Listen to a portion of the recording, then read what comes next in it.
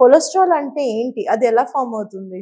So ఈ cholesterol అనేది ఏమవుతుందనంటే ఎల్డిఎల్, హెచ్డిఎల్ కొలెస్ట్రాల్‌లో 2 టైప్స్ ఉంటది.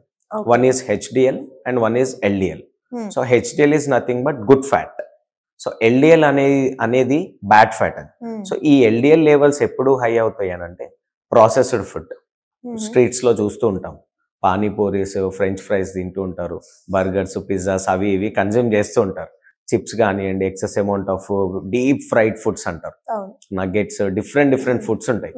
సో హుహు. ఈ ప్రాసెస్డ్ ఫుడ్ తీసుకోవడం వల్ల ఏమవుతుంది అనంటే ఎక్స్ట్రా ఫ్యాట్ ఏదైతే ఉంటుందో కొలెస్ట్రాల్ అంటారు దాన్ని. హ్మ్. Cholesterol is nothing but fat.